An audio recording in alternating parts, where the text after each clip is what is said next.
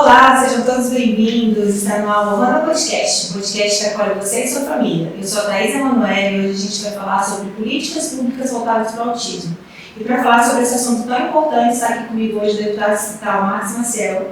Queria agradecer muito sua presença. Demorou, a gente ficou aí nas agendas para encaixar, mas deu certo. Muito obrigada por estar aqui. Obrigado, Thaís. Quero cumprimentar todo mundo que está acompanhando a gente aqui. Prazer estar com você. Realmente a gente vai dar certo. A rotina é puxada, vai dar certo. Que bom que a gente está aqui poder bater um pouquinho desse papo, aprendendo conjuntamente caminhos e oportunidades do tempo. Eu queria saber como é que você está se sentindo hoje e falar um pouquinho da sua trajetória para quem está acompanhando a gente, caso as pessoas não te conheçam, a gente está entrando nesse universo aqui do autismo. Exatamente. Olha, eu estou num momento de seca, não deve, nesse momento eu estou me sentindo num forno, não, aqui essa sala está maravilhosa, mas lá fora está um mormaço.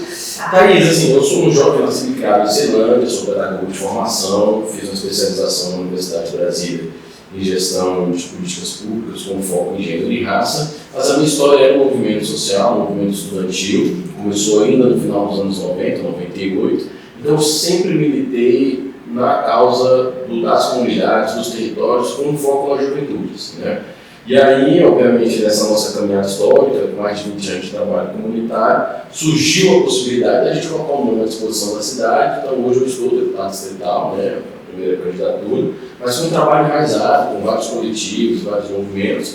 Enfim, é isso, um jovem que cresceu na periferia do DF, mora até hoje e que percebe toda a complexidade de uma Brasília que é e foi criada para ser desigual, e para não ter tensão social. Essa é a realidade da nossa capital e a gente não pode fugir desse debate. Então, no resumo, eu sou esse jovem há mais tempo, mas me considero sempre jovem, todos nós aqui, na busca de buscar um olhar periférico sobre todas as políticas públicas, que historicamente não teve. Você tem uma cidade que colocou a classe trabalhadora distante dos serviços, distante de todos os acessos de lazer, de cultura, de trabalho e renda. Isso gerou uma Brasília muito difícil e complexa para o cenário próximo aí dos 15, 20 anos, que se a gente não se cuidar agora, pode piorar lá na frente. Nosso objetivo é alertar, fiscalizar e estamos indo nessa caminhada. Meu parceiro de profissão, sou professora também, estamos juntos aí na luta. Eu queria que você começasse me falando como que as políticas públicas podem impactar diretamente na vida das pessoas que têm transtorno do espectro autista. A gente vai falar sobre autismo porque é o tema do nosso canal, mas a gente também pode englobar aí todas as pessoas que são neurodivergentes, que têm alguma condição diferente. É importante dizer que quando a gente fala de política pública, nós estamos falando de um espectro muito amplo. Então, por exemplo, um banheiro público em determinado lugar é uma política pública, para atender determinado público, para atender determinada demanda. Então é importante entender para a população que uma política pública ela parte de uma demanda a partir de um grupo organizado com um problema identificado. E a partir desse problema identificado, o Estado não pode criar uma política com um olhar pessoal ou um olhar de um gestor pontualmente. Ele tem que ter um debate amplo, uma escuta e com uma coisa, Thaís, que é fundamental na política pública, que é o controle social, que faz o monitoramento, que avalia se a política está ou não tendo eficácia e se está fazendo sentido ou precisa de uma renovação. Por que eu digo isso? Para trazer para o tema da pessoa do espectro autista, por exemplo. Esse debate, nos últimos 15 anos, não estava na voga da política. Sim. Ele não estava no debate central do debate, nem do ponto de vista educacional, do ponto de vista da cidade, do ponto de vista da família, do ponto de vista de outras políticas públicas já existentes, por exemplo. Então, isso demonstra como a política pública ela não é engessada, nem pode ser, ela tem que ter uma mudança constante. E o que muda? Muda quando mães organizadas, juntamente com outras frentes, começa a provocar um debate político da necessidade de rever legislações ou de criar novas que atenda esse público, que atenda as pessoas que sempre esteve com a gente, está com a gente e que por falta de laudos, por falta de uma atenção especial, eram excluídas do atendimento de outras políticas públicas como a educação, por exemplo, que é hoje talvez a primeira porta de entrada do Estado ou da sociabilidade com demais atores. Então, a política pública se faz fundamental nisso. E eu acho que esse é o nosso papel legislador, que é o papel da escuta. Então, ou seja, eu não posso pensar a política para as pessoas do espectro autista com base na minha experiência. Sim.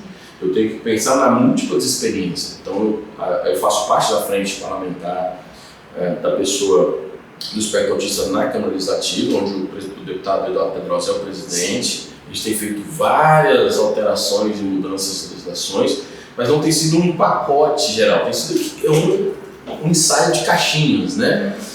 E por que é um ensaio de caixinhas? Porque nós não somos gestores, nós somos apenas formuladores. Então, a gente precisa provocar o governo do Distrito Federal a ter um GT, né, com a temática, para pensar o global. Né? Aí sim, pensar a política na saúde, na assistência, na educação, no esporte, no lazer, no trabalho e renda.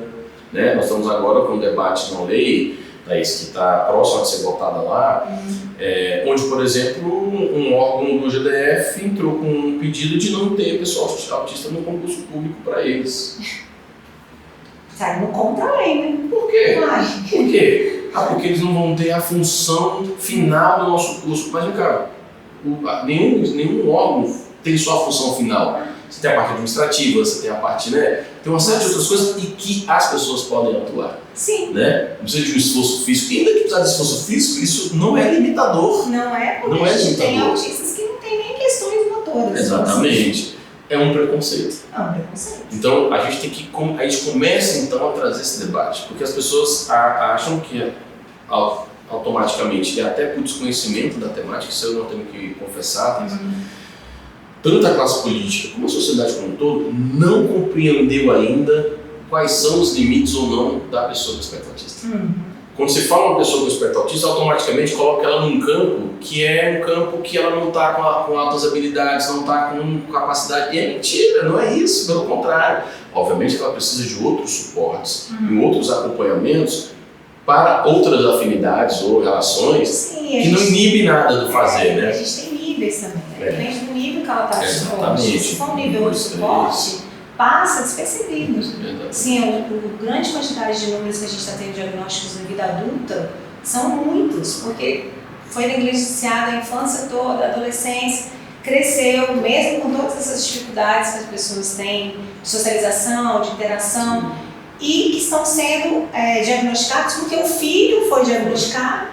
E aí a pessoa, a mãe ou o pai falou, poxa, mas eu tenho esses traços ali, esse traço aqui é muito parecido, então eu vou atrás para saber se eu tenho alguma coisa e acaba fazendo a avaliação e acaba sendo diagnosticado. Então está tudo muito novo também no campo da política. Então assim, nós vamos ter que dar um passo maior nisso, porque você tem mães se organizando, que nas associações, você tem outros profissionais que estão se formando e se debruçando sobre isso. Acho que isso é importante também. Uma das grandes dificuldades é você conseguir fazer um bom laudo para identificar exatamente como a gente conduz, porque cada ser humano é um ser humano, não existe uma linha única para todo mundo, né? Você precisa trabalhar na individualidade.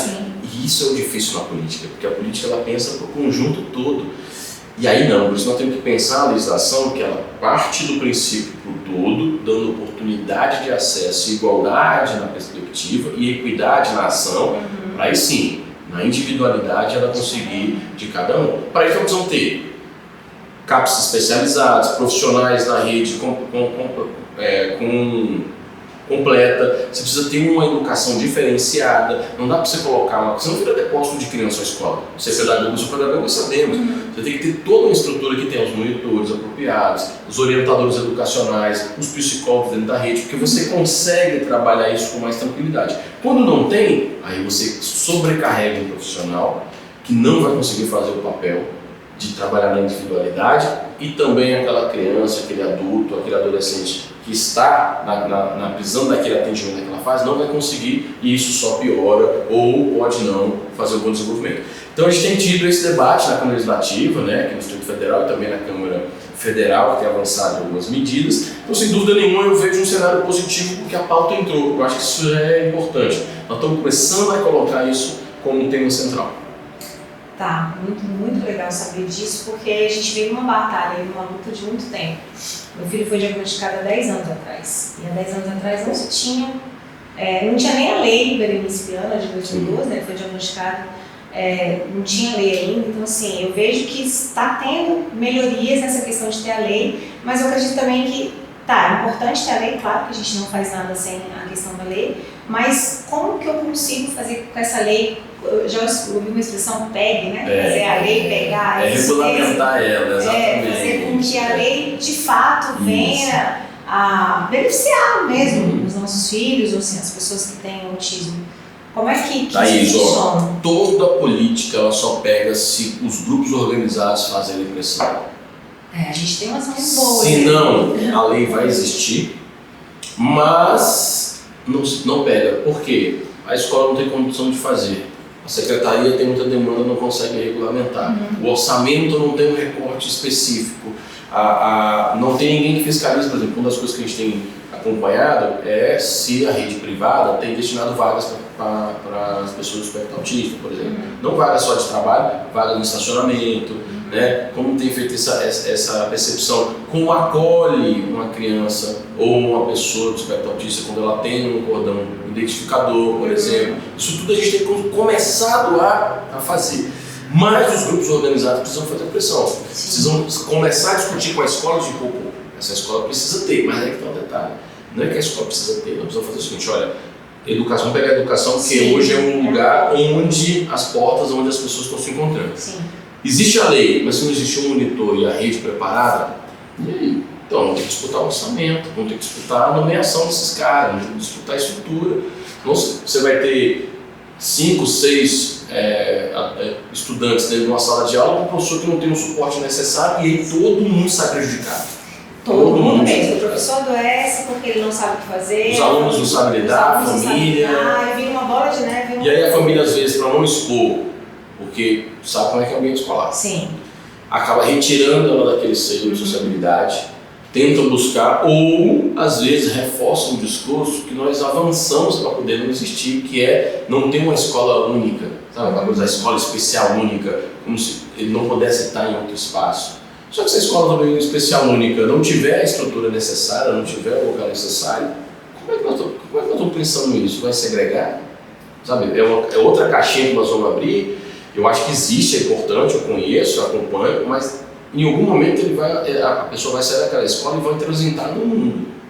Sim, a lei, inclusive, é bem específica que a gente, preferencialmente, em escola regular. Regular. Tem que ser uma escola regular, porque a escola é meio que te ensina a viver em sociedade. Exatamente. Né? Na escola que você aprende todas as normas, todas as regras, de conviver ali com outras pessoas, a sala de aula, né, com várias pessoas diferentes, então você aprende a viver na escola e nessa como que vive. Vai todo mundo respeitar o outro. Então, né? você precisa colocar essas crianças, mesmo no nível 3, porque eu sei que existem as escolas de educação especial no Instituto Federal, que ficam com os autistas nível 3 de suporte, geralmente, mas eu acho que num dado momento você tem que ter essa convivência com todos, pelo menos uma hora de socialização de intervalo, ou algo do tipo, para que a pessoa ela consiga entender o que é viver em sociedade. Porque se você não frequenta a escola, não fica ali com pessoas diferentes, como é que você vai ficar no mundo ali? Como é que você vai ficar fora da cidade? Então você tem que ter esse momento de conviver para você entender como é que funciona. E às vezes, e aí vou te dizer enquanto professora, que é muito difícil. É muito difícil, imagina. Quando a gente pega um aluno nível 2 de suporte, por exemplo, aí eu vou dar o exemplo do meu filho é nível 2 de suporte, ele não tem fala funcional.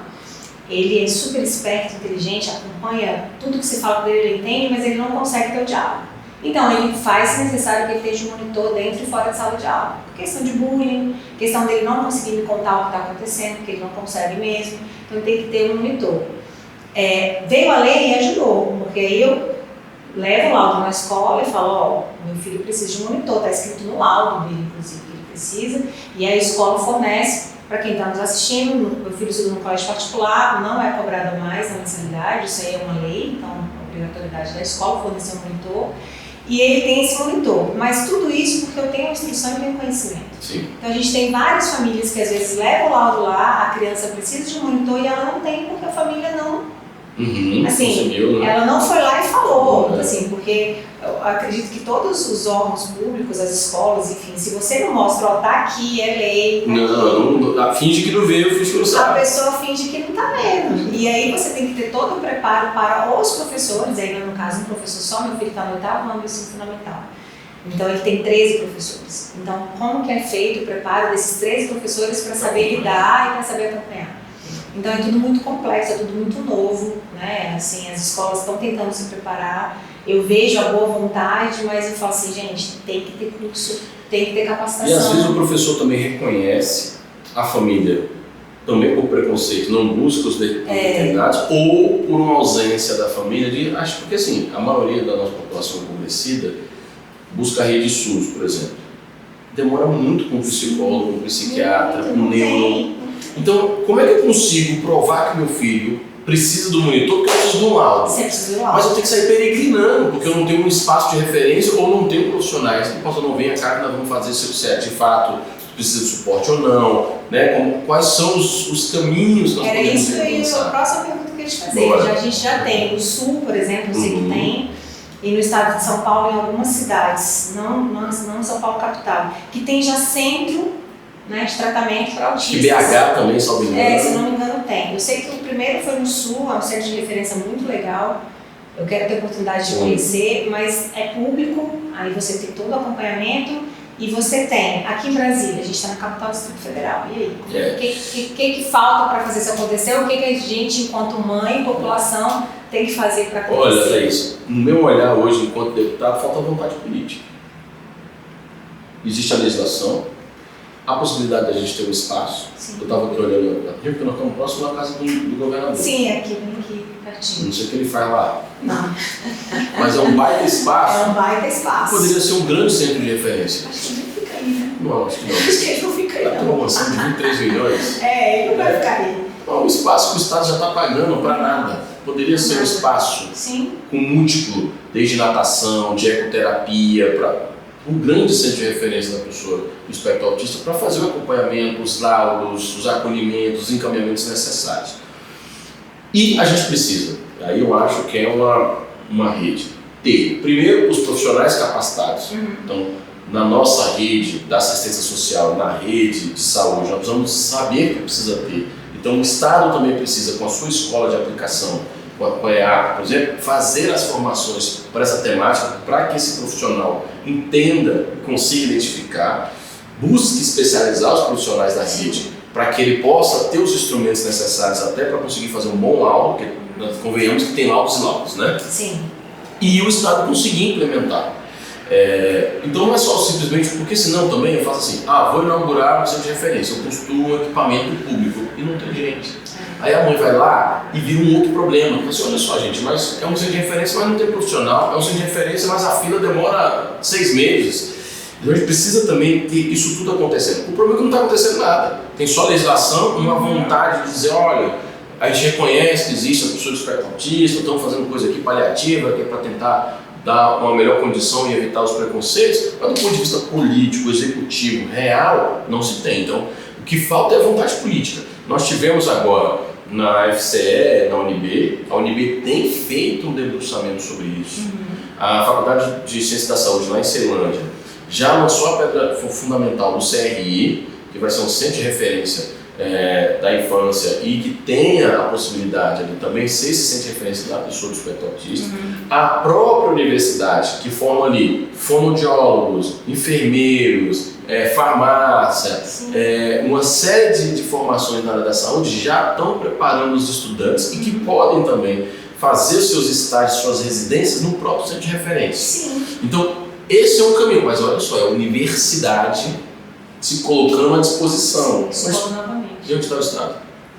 Aí, tudo bem, a universidade faz parte do Estado, a nível federal, está dentro da Ceilândia, mas e o governo do Distrito Federal? Então a gente precisa de fato que tenha um GT temático dentro da casa, isso é um debate que a frente parlamentar tem se debruçado e feito, para que a gente saia desse espaço, que é um espaço provocativo, ou seja, as mães, as associações chegam para nós e falam, olha, meus filhos sofrem violência, tem aquela coisa, falta isso, a gente vai lá, faz aquela coisa rápida, né, faz uma lei aqui, altera um detalhe, mas não tem resolvido, a gente reconhece que não tem resolvido. Então, o desafio é, junto com os movimentos organizados, junto com os familiares, com a Câmara Legislativa, conversar com o Executivo para que essa mesa e esse GT saia para implementar o quanto antes. Eu, sendo bem sincero, não vejo isso nos próximos 2 anos, por incrível que pareça. Porque eu não vejo o governo tendo esse debate, para esse olhar sincero, sabe? Sim. Não vejo esse reconhecimento. Podem ter o dia lá, faz a comemoração do dia, sim, pode ter aquela vontade pessoal de um secretário ou outro dizer, olha gente, eu reconheço, eu tenho feito um esforço, mas não está na agenda central política. Né? Então a gente fica lá às vezes falando sozinho, sim, reclamando, as mães cansadas já, não estão mais aguentando ficar esperando e não esperam. Acho que essa é uma ineficácia da política, isso aí a gente se coloca nesse lugar também, que é o nosso papel de continuar pressionando. Porque eu vejo, já tem uma luta aí de 10 anos já, correndo atrás, e assim, é muito difícil. Minha preocupação agora é que meu filho está adolescente, já ele é adulto. E eu não vejo políticas públicas para criança, já é bem difícil, já não está em pauta. Você imagina para o adulto autista nível 2 de suporte. Porque você ser autista e ser nível 1 de suporte, você consegue transitar ali dentro do típico tranquilamente. Você vai conseguir fazer uma faculdade, você vai conseguir muitas vezes te casar, de ter uma vida. Agora, o nível 2 de suporte, ele tem uma dependência maior. O nível 2, né, ele tem um suporte maior, ele precisa da presença do pai, da mãe, enfim.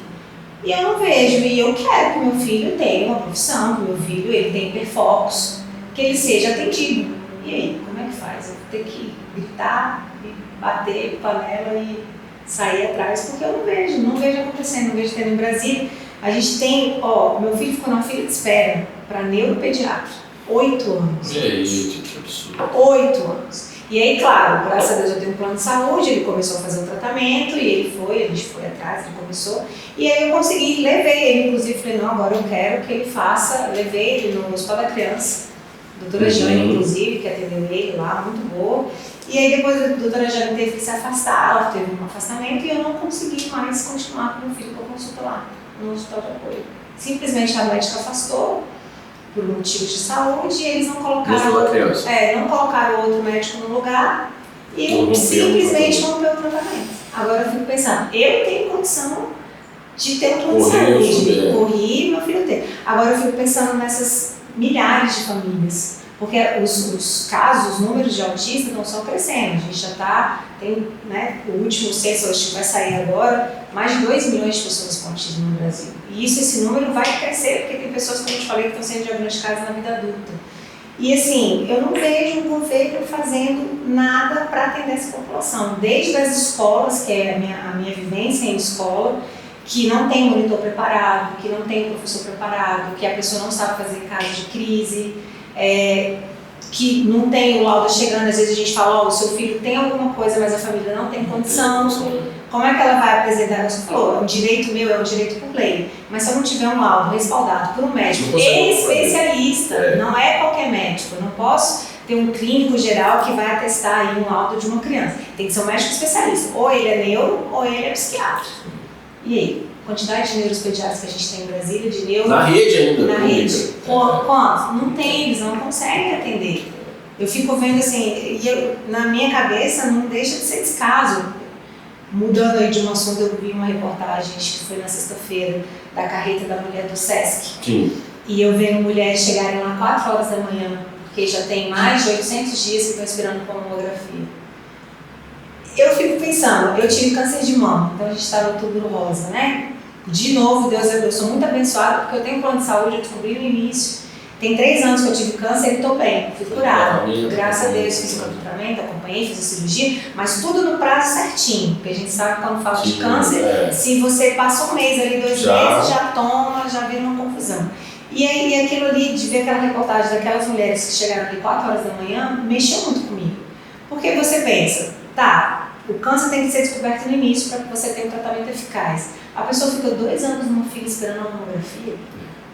Como é que faz? Então, assim, eu não sei, eu sempre na minha vivência de políticas, assim, que eu paro para pensar, sempre é ruim a educação e saúde. Eu queria que você falasse um pouquinho comigo. Por que, gente? Que é o básico, assim, sempre quando eu estou dando aula, explicando para os meninos, teve um plano econômico, não sei o que, o governo tirou de onde? Educação. Tá tendo um problema, não sei o que, tá tendo... É o quê? Saúde. Eu falo, gente, como é que pode? Como é que a gente fica... Thaís, do ponto de vista geral, tanto a nossa saúde quanto a nossa educação é muito boa, tendo em vista do Brasil que nós temos. Uhum. Talvez a realidade do espaço educacional não seja na qualidade que uma escola particular ou um hospital particular tenha, mas os profissionais são capacitados, são bons. A dificuldade é você ter acesso a isso. Então, quando você entra no SUS, você entra pela regulação e acessa, você tem um atendimento ali, demora, mas tem um atendimento minimamente garantido. O problema é a população conseguir acessar. E qual é o meu olhar hoje do porquê isso está assim? Mais uma vez, é uma vontade política.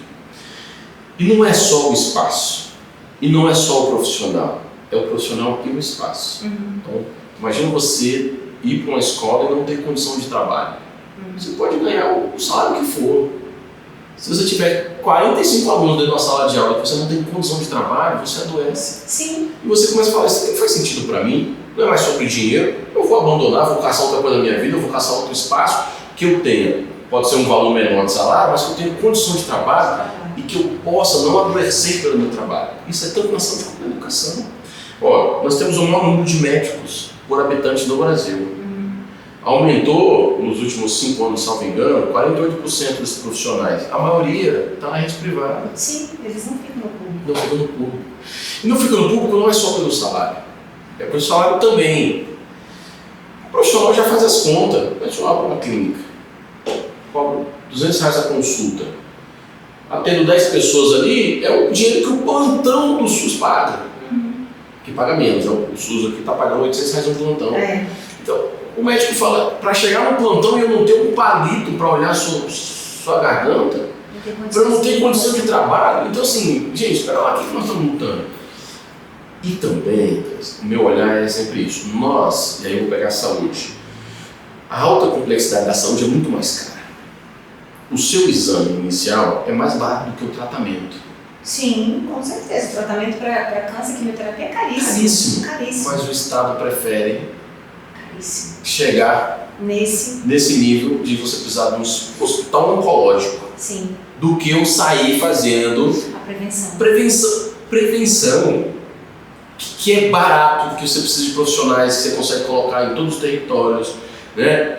E aí a escola é parceira, né? Você pode fazer desde o problema de saúde bucal até todos os exames, desde pequeno, falando para os homens, sobretudo, que não cuidam da saúde, e falam, olha, nada. Se cuidar da saúde também, se higienizar de determinada forma, ou quando você chegar na idade vai ter que buscar um profissional de saúde. Sim. Porque eu mesmo lembro que eu ia até 2 anos eu acho que eu fui no hospital, porque a pediatria, até 2 anos você tem que seguir o ciclo regular. Se eu não adoecesse, que era aí a febre alta, eu tinha um problema de garganta, minha mãe levava para o hospital, eu só ia na UBS, etc., para acompanhar minha mãe.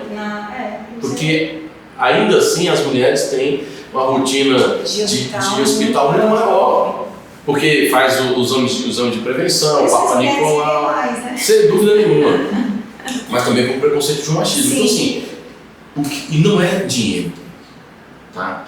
Eu acho que dinheiro também é uma visão política. Então se você me pergunta isso, eu falo isso, olha, por que a educação sofre isso? Ser pedagogo eu também sou, basta olhar como a nossa rede pública trata as escolas infantis e trata do ensino médio. As escolas infantis, a escola é adaptada para a criança. O vasinho, o mural, a criança interage o tempo todo com a escola, faz cartaz, pinta, todo mundo abaixa para falar com a criança. Quando ele chega na adolescência, a escola mudou, ele não interage mais com a escola, ele não pode fazer nada, ele pode abrir os braços, ele pode levantar, ele sabe, ele é um cara que só vai receber conteúdo, não produz mais conteúdo. E hoje a internet provou que isso já era. Sim. Isso já era, porque isso aqui você der uma pesquisa aqui e não ganha a aula toda, você tem que ter outra atividade dentro do espaço educacional. Então nós precisamos mudar isso também, de fazer com que as escolas também tenham as estruturas e outro olhar pedagógico para que a gente tenha um conhecimento e aprendizagem mais forte e para os atendimentos, para os profissionais, as estruturas necessárias. E na saúde também, eu penso a saúde, a gente pulverizando a atenção primária. Sim. Olha, eu vou dar um exemplo aqui, Thaís, que pode trazer para o tema do autismo. A Itália, ela é um país muito consumidor de massa e de vinho. São 2 produtos que produzem no nosso organismo muito açúcar. Sim. Então é um país que tem alto índice de diabetes. E diabetes, o açúcar é uma droga. A gente fala de droga, mas açúcar é uma droga pesadíssima. E o índice de mortalidade por diabetes, ou de amputações, ou de doenças correlatas à questão da diabetes é muito grande. O que o país fez? Pegou, olha só, que coisa que parece simples. Pegou a rede de mulheres manicures por bairros, porque as mulheres fazem unhas frequentemente. Capacitou esses profissionais para saber ler aquele teste de glicose, para identificar quando a pessoa está com um teor equilibrado, crônico ou normal. Fez com a rede local Qual é o encaminhamento? Então, nós estamos aqui em Vicente Pires, por exemplo, as Unipuras de Vicente Pires vai ter unidade de referência, certo? Taguatinga, a mesma coisa. Aí, antes de fazer a unha, aquela coisa de conversa aqui, vamos fazer um autoteste aqui rapidinho. Furou o dedo aqui e falou assim, olha amiga, pega o panfleto, acho que é bom você procurar essa profissional na unidade de saúde, porque sua glicose deu muito alta. Como é uma educação de pares, isso chama na política de educação de pares, a mulher leva com mais assim, a pessoa leva com mais, opa, a pessoa me alertou de um problema que eu não conheço. Sim. Faz a unha, no primeiro dia útil ela corre. Reduziu, porque você começou a educar, e dentro do folheto tinha não só o lugar, mas tinha os cuidados. A atividade física, prática de alimentação, redução, pode consumir e tomar o vinho em massa à vontade, não tem problema. Desde que você não coma. Vou tomar um café com açúcar e um bolo doce. Vou equilibrar tudo, fazer uma atividade física. E o Brasil não tem isso, assim, a gente não sabe o que está acontecendo. Você não sabe, por exemplo, qual é a maior problemática no Itapuã, você não sabe qual é a maior problemática no São Vicente. A gente tem criança que vai para a escola para comer, que a única refeição que ela tem no dia. Isso eu já vi muito. Sim, eu também. E assim, como é que você quer que uma criança aprenda? Com fome. Porque se ela está com fome. Então não é dinheiro só, é uma prioridade política. E nós vamos ter que, enquanto sociedade, entender que isso não é gasto. Quando eu falo assim, você falou do corte, não é gasto. Quanto tempo leva para formar uma pessoa? Eu não sei, nós somos formados até hoje aprendendo muita coisa. Sim. Então é permanente, é o tempo todo. Não tem assim, eu terminei uma série, acabou, você concluiu. Não, aquele estágio. A educação ela tem que ser feita em todos os países que apostaram nisso, conseguiram ter mais desenvolvimento em ciência e tecnologia, mais empregabilidade, mais superação dos desafios. Sim, né? Porque eu acho que a educação, na minha cabeça, não tem para onde correr, educação é tudo. Se você faz uma educação de qualidade, você consegue resolver mais da metade dos problemas que a gente tem. Mas, infelizmente, o que eu vejo é a falta de descaso com a educação. Né? Que o governo não está muito interessado aí na educação dos nossos estudantes. A gente tem condições no Distrito Federal, por exemplo, de ter escolas integrais mesmo, para todo mundo. E não só para a criança ficar o dia todo na escola, mas a gente pode passar uma rede comunitária, que é isso. A criança passa de manhã na escola, aí à tarde tem um veículo que leva ela na Vila Olímpica, onde ela faz atividade física, que aí leva naquele ponto de cultura que tem atividade cultural, ela vivencia a educação no bairro. Eu digo isso porque eu vi essa experiência em São Paulo, com o Gilberto Dimenstein, final de Gilberto Dimenstein, não sei se você conhece dele, quem acompanha, ele escreveu Cidadão de Papel, que o Catraca Livre, um cara, tive a oportunidade de conhecer ele em vida, morreu de câncer já tem um tempo, e ele criou o bairro escola. E eu acho que se a gente fizesse isso, Marcos, você pensa comigo, daria pra gente resolver o problema da questão do autismo, porque o tratamento do autismo é uma equipe multidisciplinar, precisa fazer terapia. A gente tem profissionais na rede, porque eu sei que tem fonoaudiólogos, psicólogos, terapeutas ocupacionais, a gente tem na rede. Se a gente conseguisse fazer isso para a escola, então a criança ficaria o dia todo. A criança vai para a natação e tudo, e aquela criança que tem o laudo, que tem o transtorno do espectro do autismo, ela iria fazer as terapias na escola. Porque às vezes, igual a gente começou aqui antes de começar a conversa, né? Eu tive que mudar o meu horário. Eu sou professora, trabalho só pela manhã porque o meu filho tem as terapias à tarde. Eu não posso trabalhar o dia todo, porque ele tem que fazer terapia. Tá, e a família que não tem o que fazer? Como é que a criança faz terapia? Se você coloca isso para a escola, a criança estaria na escola e ela seria assistida com as terapias na escola. E na minha cabeça ninguém tira que isso não é uma coisa difícil de fazer. Isso não é uma coisa difícil de fazer, porque os profissionais a gente tem, a gente só e essa é a sua ideia. Eu não tinha pensado em fazer por bairro, né? Por regionais, né? Regiões, se a gente fizesse por regiões, melhor ainda. Daria muito certo. Se fomenta local, você cria um vínculo com a criança. Ninguém vai perceber uma criança, porque hoje isso é um problema também hoje na educação. A gente vê as crianças fora da escola, você não sabe se ela está na escola ou não. Sim. E como a mãe, coitada, sai para trabalhar muito cedo, ela também não sabe. Então fica aquela criança na rua o dia todo. Você não foi para a escola, não foi para a escola, faltou, não faltou. E às vezes ele está abandonando a escola. Sim. A gente precisa também de uma rede comunitária muito forte nesse sentido. Não tem saída fácil, mas é possível. Se a gente fizer, de fato, o esforço necessário, debruçar-se sobre o orçamento, fazer uma agenda de priorização, fortalecer as formações por essa vocação e melhorar a estrutura educacional para que ela possa dar condição para isso. As nossas escolas nas cidades mais antigas são das décadas de 70. A estrutura não comporta. Eu vou à escola de ensino médio, que era assim, fundamental a estrutura. Sabe, não casa, porque a cidade cresceu muito, não construíram a escola, faz um arranjadinho, bota uns módulos lá, joga quase uns containers na escola, a escola não é depositório de criança, não pode ser assim, né? E a gente precisa avançar. E eu digo que o custo aluno numa escola particular pode ser parecido com o custo aluno na rede pública. E por que é diferente? Não é diferente porque o profissional ou o aluno não cuida da escola, pelo contrário, né? É porque o olhar sobre esse investimento é diferente. Então qualquer coisa serve, qualquer espaço, qualquer quadro de marcar serve, não serve. O processo educacional é pedagógico.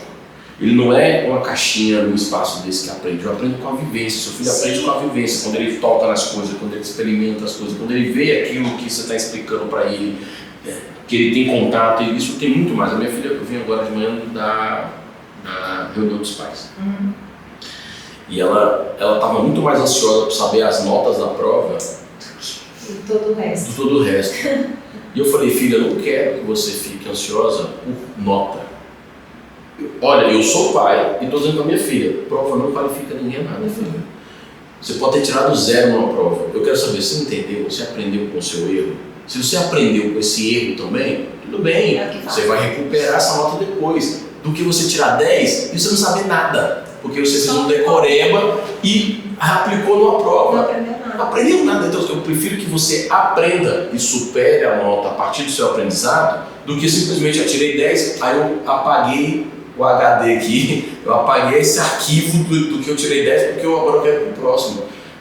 E eu falei para ela, e tem coisa que você vai aprender que você não vai entender que faz sentido, mas um dia vai fazer sentido e você vai debruçar sobre isso e vai aprender mais. Isso é uma fase da sua vida, não é o fim. Porque isso também é um problema da escola. Você joga muita tensão, muita responsabilidade. Eu não quero que minha filha fique passando a tirar um 10 a minha amiga vai, meu pai vai ficar bravo. Eu não vou ficar bravo porque você tirou 0. Só se você faltar a aula, aí eu vou ficar chateado. Mas eu quero que você aprenda. Sim. Você aprendeu com erro? Ótimo. Na próxima você vai tirar a nota aqui, você vai complementar esse erro seu. A gente tem muito problema nessa questão educacional no Brasil, né? A gente é uma educação do século XIX. Né? Você joga os meninos lá dentro daquela cadeira, o professor é a autoridade, é a autoridade ali, ele vai passar ali aquele conhecimento e você pega aquele conhecimento, decora, e é assim, e vai fazer um vestibular. O professor é a autoridade de sala de aula, mas não domina o conhecimento. O professor é a autoridade de sala de aula, mas na minha cabeça o respeito tem que ser mútuo. Né? Eu tenho que respeitar o meu aluno, não é porque eu sou uma autoridade que eu tenho que desrespeitá-lo. Não, os meninos eles têm que ter respeito, têm que ter vez de fala, eles têm que falar, a gente tem que ter um diálogo, que é assim que funciona, é assim que você cria o aprendizado. E muita gente não entende, mas o pedagogo vem de pedagogos, eram os tutores. Sim. Aquele, só quem tinha pedagogo lá atrás era o filho do rico, né? Que é o cara que ensinava tudo. Mas ele não ensinava, ele mediava o conhecimento. Porque uma criança, quando chega no meu espaço, dependendo da cultura, da religião, ele tem muito também a me acrescentar. Um aprendizado novo, uma vivência nova, uma rotina diferente. Então a gente é mediador do conhecimento, ninguém sabe tudo e tal. Eu medio o conhecimento, até porque para passar esse conhecimento eu tive que ler. Claro. Então eu passo o conhecimento e a criança aprende outro. O problema é que a gente acha que o método de mediar o conhecimento é igual para todo mundo. E não é. Aí é que os professores também acham, eu não aprender o outro não. É porque tem uma coisa diferente. Aquela pessoa precisa de outro estímulo. Aquela criança precisa de outro estímulo, aquele não. Então você tem que ficar o tempo todo, né? Eu digo para os meus colegas professores, eu falo assim, cara, tem uns alunos da minha turma que são terríveis. Eu falei assim, cara, eu só trabalhava com aluno terrível.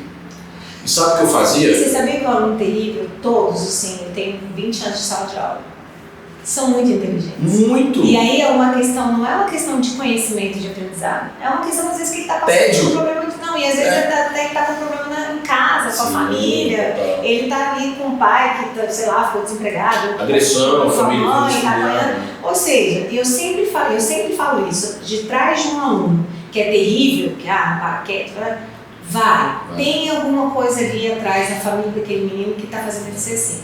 Às vezes pode ser até tédio mesmo, ele é tão inteligente que ele sabe e o professor está falando isso. Escrevi rápido aqui, eu faço o que agora? O outro ali demora 3 horas para escrever. Que saco, ali. Eu fico em pé, você não pode ficar em pé, eu faço o quê? E todos eles que eu trabalhava davam uma missão. Às vezes os mais quietinhos ficavam assim, professor, só ele que faz isso, porque achava que eram bons. Mas é porque você ajudar um professor dentro de sala de aula é uma coisa muito importante. É muito importante. Os meninos, eles ficam, até você dosar isso. Então, aqueles mais agitados davam missão, ó, quero que você recolhe o material, quero que você organize as cadeiras, eu quero que você olhe se... Vigia a sala aqui que eu vou lhe beber uma água. Ele sempre fala, isso é importante. E aí você consegue mediar com ele, olha, para você ser assim, você não pode dar esse tipo de exemplo, porque senão não vai. Então eu sempre dosava, comigo funcionava, viu? Não funciona.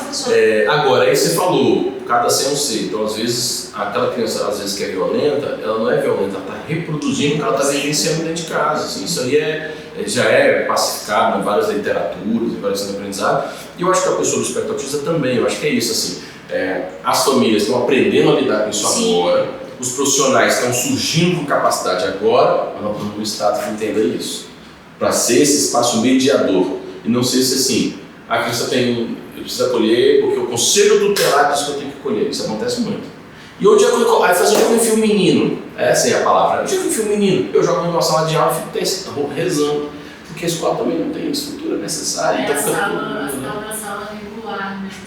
Falam que é uma inclusão, mas tem criança de nível suporte 3 em sala regular que não tem apoio nenhum, que não consegue evoluir nada. E aí não tem espaço na sala especial porque comporta 2 crianças. Sim. E o monitor não é preparado para lidar com o suporte 3. Tem que aplicar um remédio, eu não sou enfermeiro, como é que eu aplico a injeção desse menino? Isso é um problema. Gente, deixa eu te contar uma história. Quando tem monitor, porque no início do ano mesmo a gente teve várias reportagens de várias escolas do Distrito Federal que não tinham monitor. Que aí eles colocam o educador social e aí isso é uma precarização do trabalho. Que eu queria falar com você, que eu não sei se teria como a gente fazer uma alteração na lei. Porque a lei ela diz o seguinte, é necessário um monitor, caso não tenha monitor, o educador social. Só que qual o problema que eu vejo no educador social? É uma bolsa auxílio, se eu não me engano é R$600, que se eu não me engano, 400 reais, eu achei que era 600, ó. Já estava só se mudou, mas assim, a informação que eu tinha. Eu achava que era 600, mas enfim, eu sei que é uma bolsa auxílio e a pessoa não precisa ter formação. Agora, aí é que vem a problematização. Escola é lugar de você aprender aprendizagem pedagógica, um processo de ensino-aprendizagem. A criança tem que entrar ali e ela tem que aprender com as vivências e aprender com o conteúdo. Ela tem que aprender. Ponto. Se você pega uma pessoa que não tem nenhuma formação de nada, eu não fiz nada, não estudei nada, eu não sei o que é ser pedagogo, o que é ensino-aprendizado, o que é um trabalho pedagógico, eu não sei. Eu vou para ali para ser uma acompanhante. E isso é que está errado. Porque a criança ela não está ali para ficar a manhã toda sentada sem fazer nada. Porque a gente vê isso. O educador, eu acompanhei, eu estou fazendo mestrado em educação, pasmem também é um número pequeno, né? 2% da população brasileira, que eu acho que também é um absurdo, né? Mas estou fazendo mestrado em educação e fui acompanhar uma escola na Asa Norte e de 2 crianças autistas. Uma tinha acompanhante terapêutico, a Débora sabe o que é, a gente tem em clínica, geralmente famílias que têm condição, né, que é pago, e outra criança era um educador social. Então, 2 crianças autistas numa sala de educação infantil, eu tinha 15 alunos na sala, a professora e a auxiliar. O menino que tinha um acompanhante terapêutico, ele era o tempo todo inserido nas atividades, desde a hora da rodinha até a hora dos trabalhos, da rotina que a professora estabelecia, o menino era acompanhado. O da educadora social, ele ficava correndo. E a educadora social sentava. E aquilo foi me dando nervoso, foi me incomodando, e eu falei, escuta, você não vai fazer ele parar e fazer ele sentar aqui na rodinha, mesmo que ele fique pouco tempo, mas se você for fazendo isso todos os dias, ele vai acostumar a sentar na rodinha. Se você for mostrando para ele todos os dias o que ele tem que fazer, é demorado, cada um tem o seu tempo, mas ele vai entrar na rotina da sala de aula. Porque eu falo, às vezes a gente está ali para explicar o óbvio mesmo, porque essas crianças não conseguem entender. O que é uma rotina? Sentar na rodinha e esperar a professora falar o que vai acontecer no dia, eles não conseguem. Porque tem problema de comportamento, mas tudo isso tem tratamento, né? A gente tem terapia água que vai trabalhar a questão de comportamento, a questão do tempo de espera, a questão do sentar. E eu fiquei 1 semana na escola fazendo esse acompanhamento e durante 1 semana esse menino ficou correndo. E eu não podia fazer nada porque eu estava de fora, eu estava só observando, eu não podia também ficar metendo muita mão, e eu ficava ali, meu Deus do céu, mas a vontade era de falar, sai que eu vou ficar com ele. E aí eu vou conseguir fazer. O educador social voluntário tinha um papel muito crucial, que era auxiliar em atividades que ele poderia ter ou não habilidades. Então, qual seria essa atividade? Uma troca de professor, Sim. Um acompanhamento até o pátio, um acompanhamento até o banheiro, saber se todos os alunos entraram em sala. E o monitor, além disso, faz um acompanhamento em loco. O problema é que isso está precarizando a educação. Porque tem diretores que não tem monitor, só tem educador social. Ele faz o quê? Sim. Aí realmente ele é obrigado a pegar o educador social e falar assim: me ajuda. Fica naquela sala lá, porque o professor tem 2 alunos espectadores que não sabem o que fazer. Você segura a onda um pouquinho desse aqui, vê se ele está fazendo atividade. Então, tá errado, não é o educador social, não, tá errado é a matriz toda. Sim. E aí a gente tem o quê? Invertido, isso está precarizando, porque você não. Porque se eu tenho educador social que, em tese, cumpre o papel, para que eu vou colocar monitor? Que é mais caro. Então, assim, isso nós temos que chamar a atenção da secretaria, tem sido feito vários debates sobre isso na secretaria. Acaba que você tem um profissional que não está com a qualificação, e detalhe, correndo risco de uma série de outras coisas, né? De repente ele conduzir errado no caminho e sofrer uma sanção. Quem arca com isso depois? O educador, só, coitado, ganha R$400, que assumiu uma função que não era dele, se desvio de função, está tudo errado. Está tudo errado mesmo. E a gente precisa mudar isso, né? E não muda se, mais uma vez, se a gente não fizer disputa do orçamento, radicalizar na capacitação, investir massivamente na estrutura. Infelizmente, isso não é para 1 ano e 2, isso é quase para uma geração. Então, nós precisamos o quê? Estabelecer esse método da rede infantil, as escolas fundamentais de referência, para as escolas médias de referência, até que toda a rede se adeque a isso. É a mesma coisa da educação integral. Eu vou ter essa escola integral. A escola tem cantina direito para 500 alunos. Aí você bota 500 alunos integrados o dia todo. Aí o professor fica doido, porque imagina você ser cantineiro numa escola com 500 alunos, você tem que fazer café da manhã, lanche, almoço, lanche e janta. 5 refeições. A maioria das pessoas, dos profissionais das cantinas que estão nessas escolas, elas pedem para trocar, porque elas acabam lavando quase 1000 pratos por dia. O que é que você toma um café, você tem que lavar seu copo. Você vai usar daqui a pouco no lanche, tem que lavar o lanche. Você vai usar no almoço, tem que lavar o almoço. É um trabalho sem fim. Então, sem fim. E elas, a maioria são pessoas que já estão com a idade acima dos 50, que vai falando, não dou conta desse ritmo não.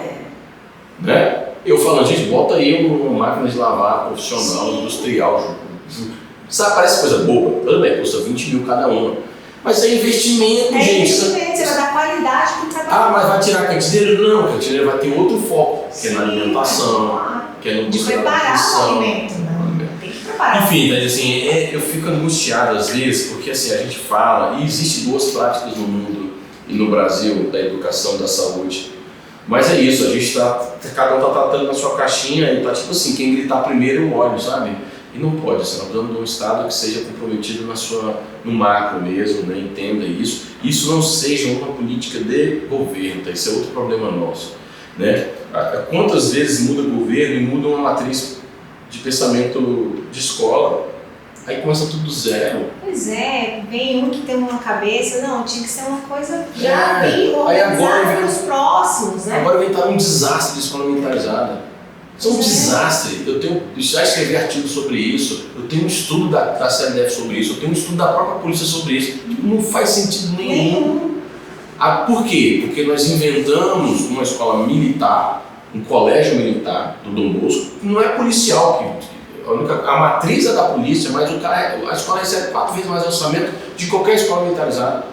Dê 4 vezes mais orçamento para aquela escola para ver se ela não transforma ar-condicionado nas salas, cadeira apropriada, espaço adequado, com monitores, com equipe pedagógica multidisciplinar. Se tu não transforma no lugar, qualquer escola transforma com estrutura. Lógico. Mas não, eles vêm num discurso, sobretudo para a periferia, porque eles não botam a escola militarizada no colégio do filho dele, a não ser o colégio militar, que mais uma vez é diferente da escola militarizada.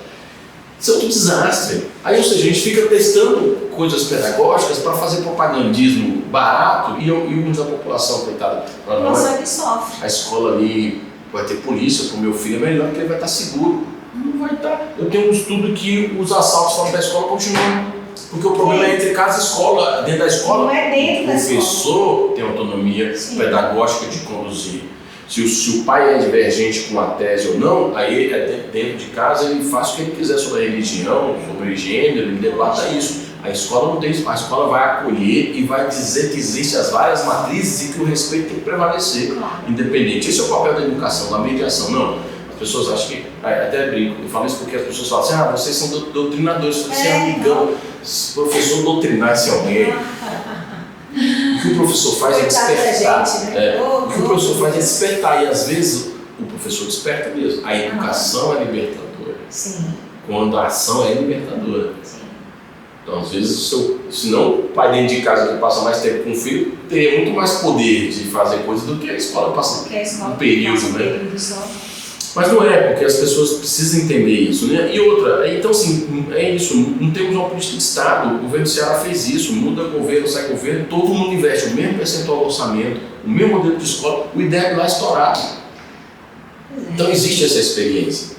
O problema é que cada um quer puxar sardinha para um. E aí acaba que a gente não sai da mesmice e acaba só prejudicando, e a gente tem, como você falou, né? As provas aí do IDEB mostram que a gente está diminuindo, né? O crescimento, não crescendo, né? Está diminuindo. Uma matriz que a gente é isso, português e matemática, legal, vamos fazer isso, português e matemática é muito bom. E aí? E como é que fala do meio ambiente? O lixo, que é um problema, o cuidado com o outro, a ciência e a vocação tecnológica. Você vai formar pessoas, tem organizações de institutos de formação de primeiro emprego que está capacitando gente para mercados que já estão obsoletos. Sim. É o mercado absorve. Aí os maiores cabeças de ciência e tecnologia estão indo embora. Sim, não fica no país. Porque não investe. Então assim, tá tudo errado, um monte de coisa, né? Mas Thaís, acho que nós temos uma missão. E a missão é continuar acolhendo as mães e os familiares, sobretudo nessa jornada que é, né? Tem, o Hungria até lançou, né, aquela campanha que é Lute por uma Mãe de autista, quase parecendo que assim, a mãe, coitada dela, bota uma capa e vai, né? Não é fácil. Não é fácil. Mas é muito desgastante. E a gente também tem que olhar, eu bato muito nessa tecla, né? Eu fiquei doente, muito doente, porque eu esqueci de olhar para mim mesmo. Porque a gente acaba que não se olha, não atropela aí tudo que você tem de questão de tempo de horário para que o seu filho tenha o mínimo garantido. E aí isso sobrecarrega a mãe e a mãe fica doente. E aí quem cuida dessa mãe? Quem cuida dessa família?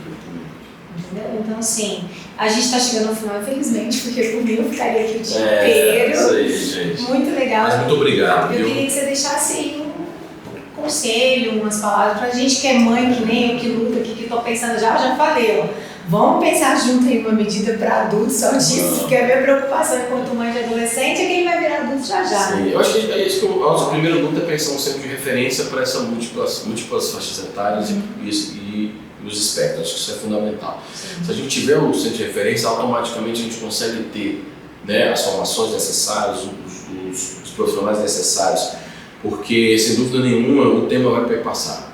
Né? Não dá para dizer que depois da fase da adolescência acabou, ele não precisa de mais tratamento. Vai ser notícia pro resto da vida. O resto da vida, sem dúvida nenhuma. Eu, Thaís, queria apenas agradecer mais uma vez o podcast. Estou aqui sempre à disposição de vocês, nos colocando de coração aberto, nessa mesa de que nós não sabemos tudo, precisamos também ser provocados para pensar diferente. Então, conte com a gente naquilo que a gente possa pensar diferente na luta para que a gente possa resolver essas problemáticas e dizer para os familiares, sobretudo, para se cuidarem também, né? Eu acho que não estarem só, se organizarem, porque quando você está com um grupo reunido, você consegue superar conjuntamente, consegue fazer coisas conjuntamente e ficar na caminhada, sem dúvida nenhuma, vai dar tudo certo. Muito obrigada, queria agradecer muito. Pessoal, não esqueça de seguir a gente nas nossas redes sociais, @RonaPodcast, @UnidoKids e @MarcosMaciaDF. Muito obrigada, fiquei muito feliz, eu sabia que você era um deputado de fato que recebe, que acolhe o povo, porque geralmente a pessoa vota no político, o político vai e depois some, e você lembra de mim, o cara vai te procurar 4 anos depois, né? Então assim, que bom que a gente está tendo aí pelo menos uma safra que espero eu que melhore cada vez mais, que as pessoas tenham capacidade de eleger corretamente as pessoas que querem trabalhar mesmo no público, porque a gente vê muitos, infelizmente, né, muitos políticos que estão lá só por causa de, não sei, status, poder, não sei o que faz a pessoa entrar num papel que é para o povo, que é trabalhar para o povo, e depois se desviar, simplesmente aparecer só 4 anos depois e achar que está tudo bem. Então, que bom que a gente está tendo agora políticos que você vê da comunidade, você sabe como é que são as questões que a gente passa aí, questão social, e que a gente consiga aí perpetuar e melhorar cada vez mais a política. Muito obrigada. Obrigado. Pelo conhecimento. Valeu, Dai. Tchau.